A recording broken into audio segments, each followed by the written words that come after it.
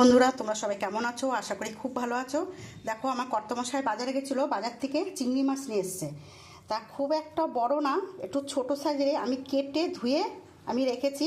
আমি এখানে নোংরাটা যে থাকে, নোংরাটা আমি ফেলে দিয়েছি। তা আমার কর্তামশাই বললো যে পেঁয়াজ রসুন দিয়ে ঝাল করো। তা আমি এটা কিভাবে করব, তোমরা শেষ পর্যন্ত ভিডিওটা দেখতে থাকো। আমি প্রথমে নুন হলুদ দিয়ে মাছটা আমি মেখে নেব। আমি নুন দেব, আমি খুব ভালো করে মাছটা মেখে নেব।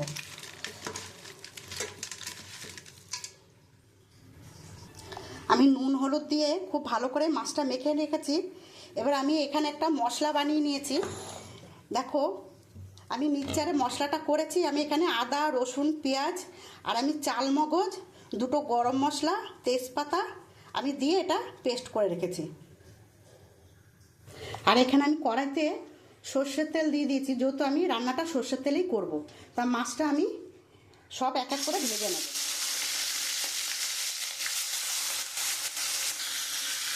দেখো বন্ধুরা, আমার চিংড়ি মাছগুলো ভাজা হয়ে গেছে। আমি এবারে তুলে নেব। আমি ওই তেলের মধ্যে আমি একটুখানি ঘি দিয়ে দেবো।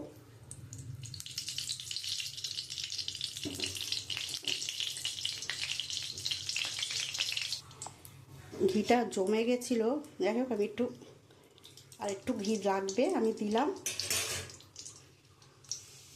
আমি ওর মধ্যে শুকনো লঙ্কা আর জিরে ফোড়ন দিয়ে দেবো। আমি একটা তেজপাতাও দিয়ে দেবো। আমি যে মশলাটা পেস্ট করে রেখেছি আমি ওইটা এখন দিয়ে দেবো।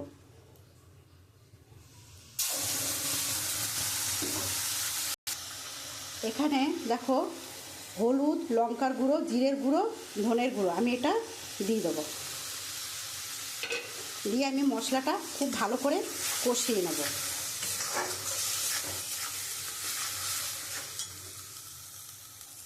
আমি এখন এখানে 1 চামচ নুন দিয়ে দেবো।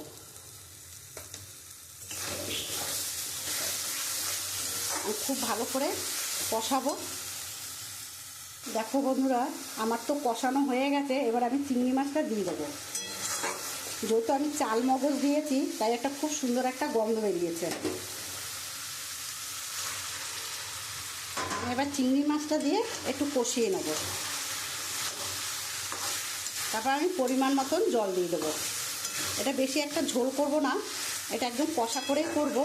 তা চিংড়ি মাছটা দিয়ে আমি মশলা দিয়ে একটু কষিয়ে নিলে কি মশলাগুলো ঢুকে যাবে, ভালো লাগবে খেতে। আমি মশলাটা দিয়ে খুব সুন্দর করে কষিয়ে নিয়েছি চিংড়ি মাছটা। এবার আমি পরিমাণ মতো জল দিয়ে দেবো।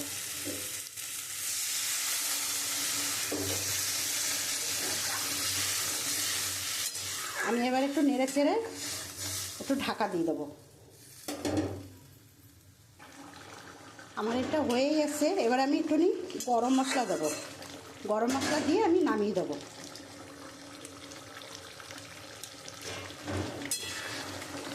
যেহেতু আমি ঘি দিয়েছি, তাই আমি অল্প করেই গরম মশলা দিয়েছি। দেখো বন্ধুরা, আমার চিংড়ি মাছ হয়ে গেছে, আমি নামিয়ে দিয়েছি। আমার যদি এই রান্নাটা যদি ভালো লাগে, তার একটা লাইক কমেন্ট শেয়ার করে দিও। আর আমি কিভাবে করলাম দেখতেই পেলে। তা তোমরা এরকমভাবে বাড়িতে খেয়েও আশা করি খুব ভালো লাগবে।